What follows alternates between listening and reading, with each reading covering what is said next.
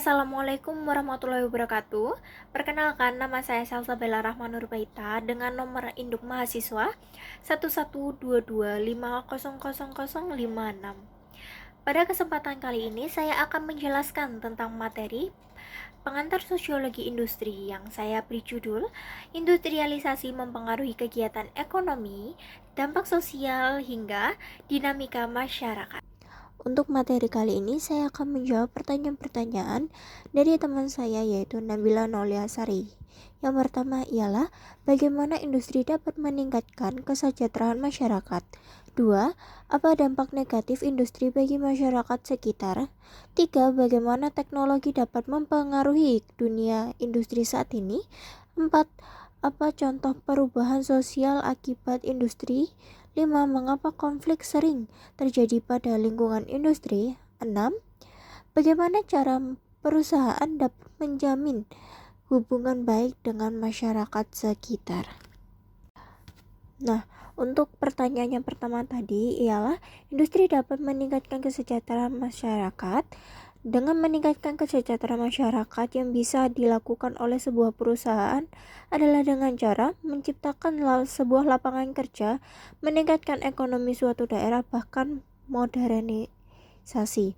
Yang dimana seperti yang kita tahu bahwa industri itu sendiri merupakan kegiatan ekonomi yang mengelola bahan mentah, bahan baku atau bahan setengah jadi menjadi sebuah produk dengan nilai tambah yang lebih tinggi melalui proses produksi yang menggunakan mesin sekaligus juga diperlukan tenaga kerja manusia.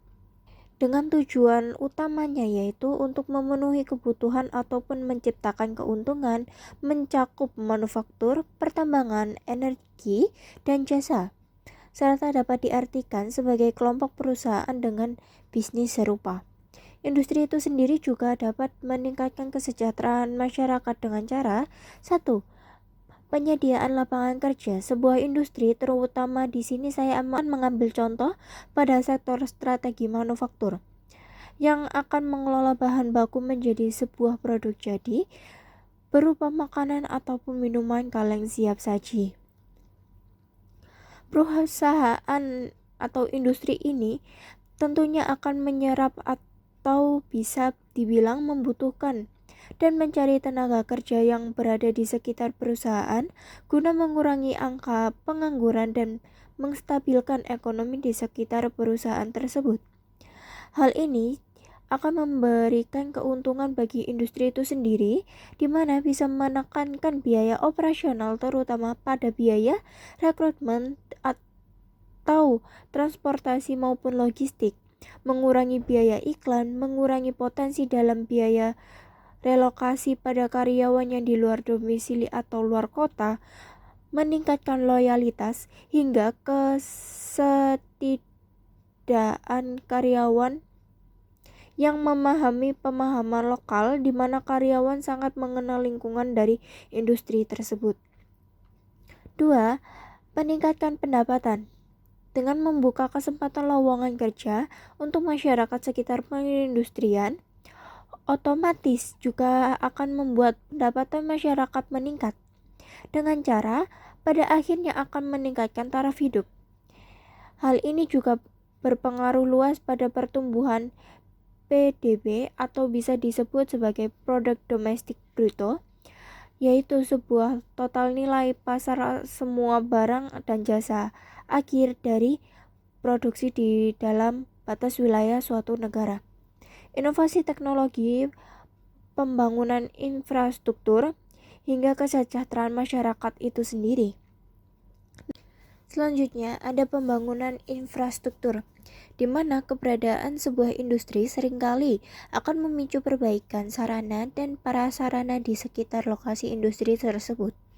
Seperti yang bisa kita ketahui bahwa sebuah industri akan melakukan pembangunan hingga perbaikan jalan di sekitar industri, jembatan, listrik, air bersih, dan sekaligus fasilitas kesehatan yang sangat krusial dalam meningkatkan kesejahteraan masyarakat. Hal ini jelas akan mengurangi biaya logistik, mendorong investasi, serta membuka akses pasar. Infrastruktur itu sendiri yang jelas baik untuk memperlancar mobilitas, meningkatkan nilai lahan, serta memacu produktivitas UMKM dan pertumbuhan ekonomi daerah. Itu ada transfer teknologi dan keterampilan, di mana sebuah industri itu akan membuat peningkatan dari produktivitas di mana penerapan teknologi yang baru. Seperti saya mengambil contoh di pedesaan, yang sebelumnya para petani bekerja di perkebunan dengan bantuan tenaga hewan ternak seperti sapi untuk membajak sawah, namun sekarang karena ada sebuah teknologi berupa mesin pembajak sawah yang meringankan beban petani dan sekaligus mengefisiensikan waktu bertani tanpa perlu menggunakan tenaga hewan ternak lagi. Selain itu, hal ini juga dapat meningkatkan layanan dasar di mana teknologi ini menyediakan sebuah layanan-layanan pada daerah-daerah terpencil. Hal ini secara tidak langsung akan berkontribusi pada kualitas hidup. Nah, yang terakhir adalah program CSR atau Corporate Social Responsibility. Sebuah perusahaan industri seringkali memberikan dampak sosial dengan cara melalui perbaikan sekolah, fasilitas kesehatan, dan pembinaan UMKM yang akan meningkatkan kesejahteraan masyarakat dengan berfokus pemberdayaan berkelanjutan. Dengan adanya program ini terbukti bahwa meningkatkan ekonomi lokal, menciptakan lapangan kerja, hingga meningkatkan kualitas hidup yang akan memberikan dampak yang sangat signifikan terhadap kesejahteraan masyarakat di lingkungan industri tersebut. Saya mengambil contoh seperti industri di Kediri, yaitu pabrik rokok ini melaksanakan program dengan cara menjaga kesehatan dan keberlangsungan lingkungan di sekitar pabrik.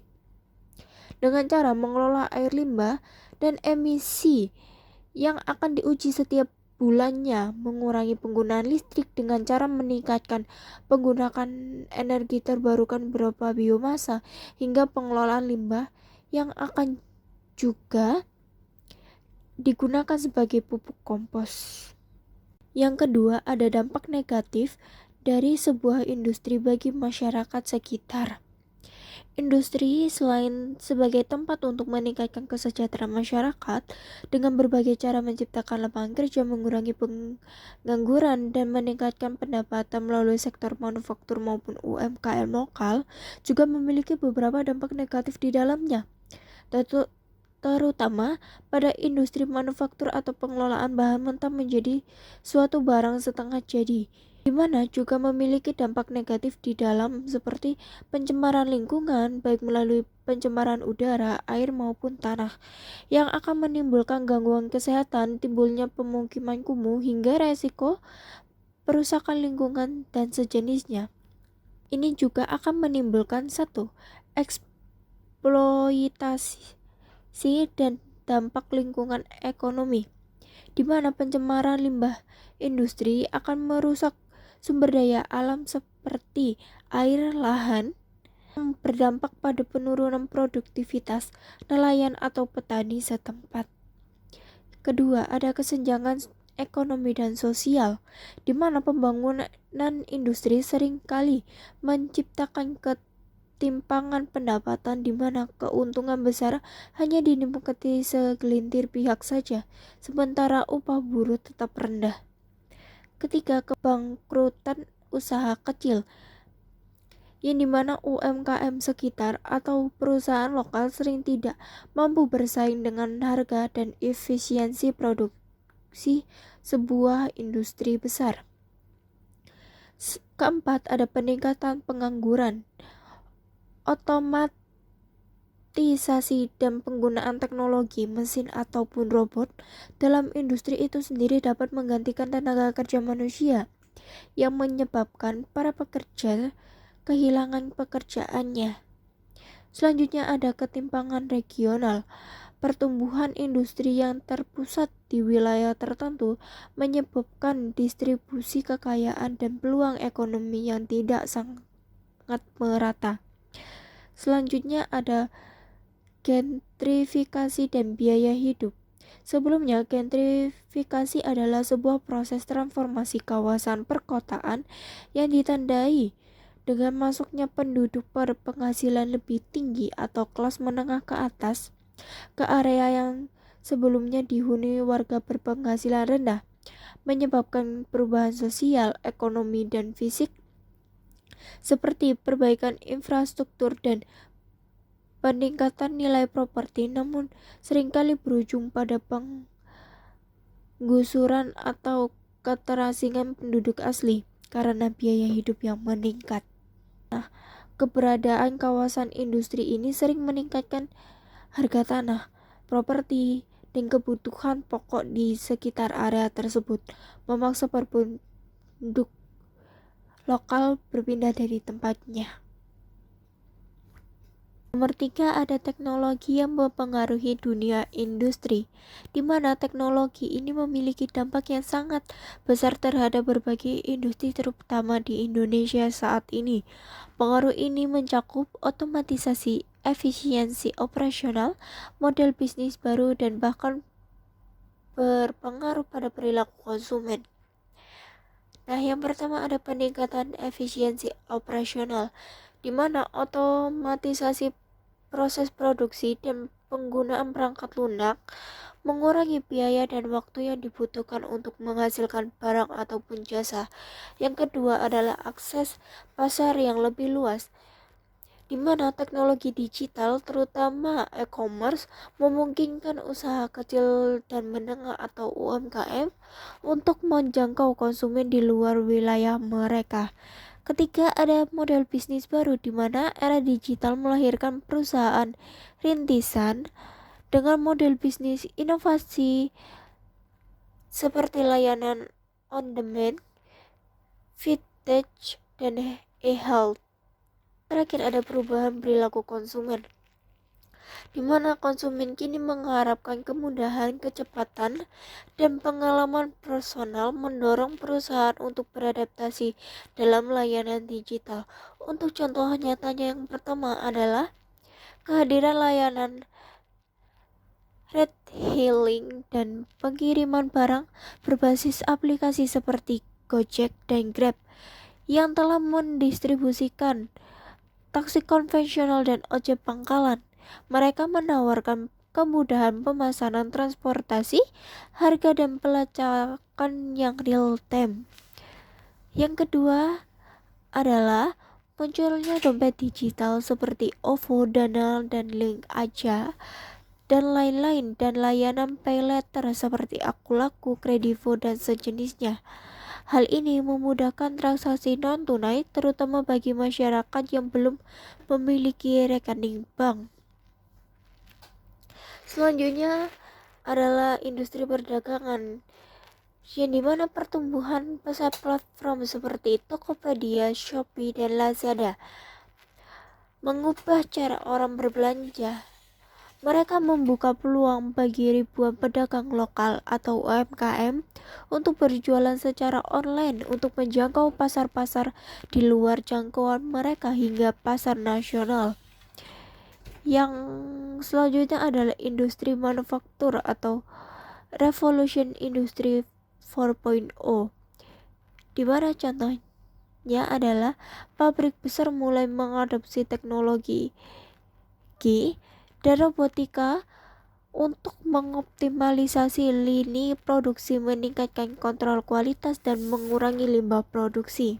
Selanjutnya ada industri kesehatan seperti Halodoc atau Alodokter, menyediakan layanan konsultasi dokter daring, pengiriman obat, serta informasi kesehatan yang mudah diakses oleh masyarakat di seluruh Indonesia.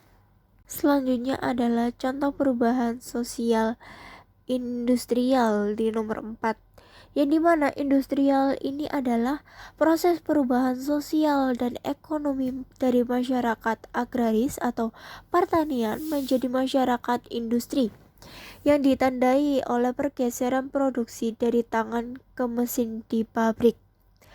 Peningkatan penggunaan teknologi, spesialisasi pekerjaan, urbanisasi, dan pertumbuhan ekonomi yang sangat cepat. Nah, di sini terutama di Jawa Timur ada beberapa kawasan yang akhirnya menjadi pusat perindustrian seperti Gresik, Sidoarjo, Surabaya, maupun Mojokerto. Pertama, ada perubahan peta pencarian dan struktur ekonomi, di mana pergeseran dari agraris ke industri. Banyaknya masyarakat perdesaan yang sebelumnya bekerja di sektor pertanian atau perikanan beralih profesi menjadi buruh pabrik. Di daerah seperti Desa Gumeng Gresik, banyak nelayan yang bertransformasi menjadi pekerja industri demi upah yang lebih tinggi dan kehidupan yang lebih layak lagi. Selanjutnya ada munculnya lapangan kerja baru. Industrialisasi membuka banyaknya kesempatan kerja, tidak hanya di sektor manufaktur, tetapi juga di sektor pendukung seperti dagangan dan jasa, yang berkontribusi pada peningkatan kesejahteraan ekonomi masyarakat lokal secara umum. Selanjutnya ada urbanisasi. Munculnya kawasan industri menarik banyak tenaga kerja dari luar kota atau luar daerah atau desa-desa ke kota-kota seperti industri Surabaya, Gresik, Sidoarjo. Hal ini menyebabkan pertumbuhan pesat populasi di perkotaan dan pengembangan lingkungan wilayah permukiman baru. Contoh yang kedua ada perubahan struktur sosial dan nilai budaya, di mana munculnya kelas sosial baru. Terbentuknya struktur kelas yang lebih jelas antar golongan pengusaha atau pemilik modal dan golongan pekerja atau buruh. Hal ini terkadang menimbulkan ketimpangan kesejahteraan dan konflik antar kelas. Selanjutnya ada individualisme dan rasionalitas. Nilai-nilai tradisional dan ikatan kekerabatan yang kuat dalam masyarakat perdesaan cenderung bergeser menuju pola hubungan yang lebih terbuka, rasional, fleksibel, dan individualis. Seiring dengan tuntutan kehidupan modern dan persaingan kerja di lingkungan industri. Selanjutnya ada peningkatan akses dan pentingnya pendidikan, di mana kebutuhan akan tenaga kerja terampil di sektor perindustrian mendorong kesadaran masyarakat akan pentingnya pendidikan. Semakin banyaknya keluarga yang berusaha menyekolahkan anak-anaknya setinggi-tinggi mungkin untuk mendapatkan pekerjaan yang lebih baik. Terakhir ada perubahan gaya hidup. Industrialisasi membawa modernisasi dan perubahan gaya hidup, termasuk pola konsumsi, cara berpakaian, bahkan aktivitas sosial lainnya yang semakin mengarah pada budaya konsumen. Yang ketiga atau contoh yang terakhir ada dampak lingkungan dan sosial. Masalah lingkungan. Di sisi lain, industri juga membawa dampak negatif berupa masalah lingkungan seperti pencemaran air, polusi udara, dan limbah yang memicu konflik antar sosial masyarakat dengan pihak industri. Perubahan fungsi lahan, di mana alih fungsi lahan pertanian menjadi kawasan industri dan pemukiman sering terjadi, terutama di daerah penyangga industri seperti Sidoarjo dan Gresik. Hal ini berdampak pada kekurangannya lahan. Selanjutnya ada konflik sering terjadi pada lingkungan industri, di mana konflik ini terjadi dalam dunia perindustrian karena adanya perbedaan kepentingan yang mendasar antara berbagai pihak, terutama antara pemilik modal dan pekerja, serta dampak sosial dan lingkungan yang ditimbulkan. Industrialisasi membawa perubahan sosial dan ekonomi yang cepat, memunculkan beberapa sumber konflik utama seperti perbedaan kepentingan. Ini adalah akar konflik yang paling umum.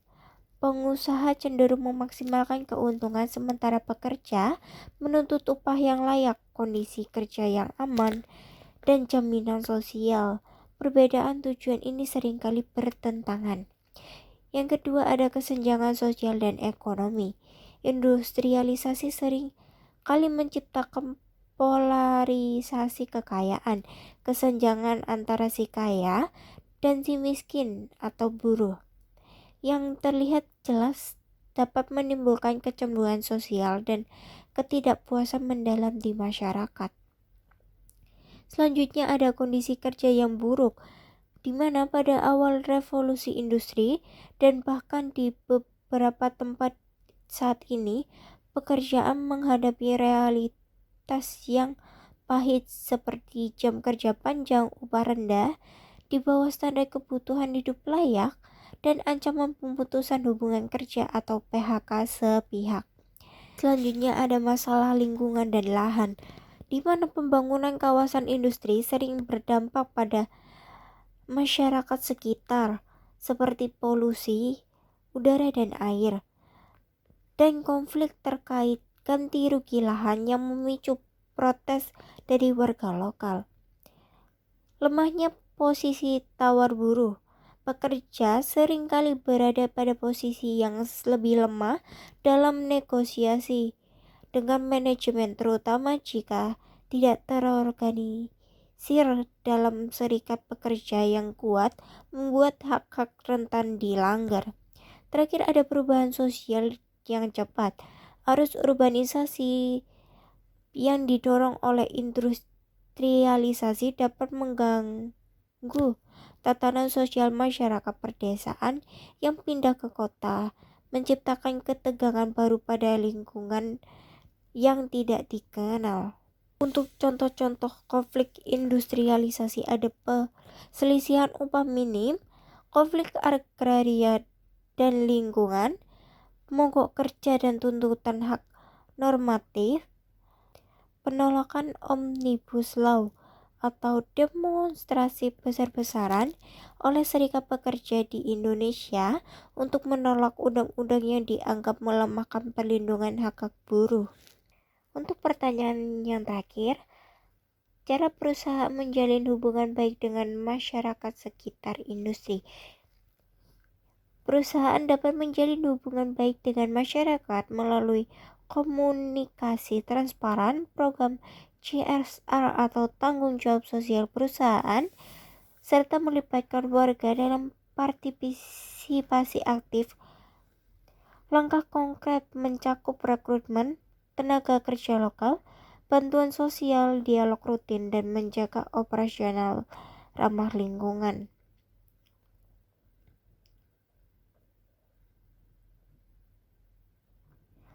Yang pertama ada mengimplementasikan CSR, di mana mengadakan program bantuan sosial atau donasi untuk kegiatan lokal, menyumbangkan produk atau layanan ke organisasi komunitas, membangun investasi jangka panjang bagi kesejahteraan lingkungan sekitar. Kedua, ada komunikasi terbuka dan dialog rutin, yang dimana mengadakan forum komunitas atau pertemuan meja bundar secara konsisten untuk mendengarkan masukan, menggunakan bahasa yang mudah dipahami, sopan dan relevan untuk budaya setempat, serta menanggapi keluhan atau masalah masyarakat secara proaktif dan tepat waktu. Selanjutnya ada melibatkan masyarakat di dalam operasional, di mana memberikan prioritas rekrutmen tenaga kerja bagi warga lokal, melibatkan masyarakat dalam pengambilan keputusan berdampak langsung pada mereka, menggunakan vendor atau pemasok lokal untuk mendukung ekonomi sekitar, serta membangun kepercayaan dan citra positif, di mana memastikan operasional perusahaan tidak merusak lingkungan dan menjaga kebersihan area sekitar. Transparansi mengenai dampak operasional, misalnya limbah atau kebisingan, dan memberikan solusinya, serta memberikan apresiasi atau pengakuan terhadap partisipasi masyarakat. Sekian presentasi yang bisa saya sampaikan. Saya mohon maaf jika ada salah kata. Saya tutup. Wassalamualaikum warahmatullahi wabarakatuh. Shalom, Om Swastiastu, Namo Buddhaya, Salam Kebajikan.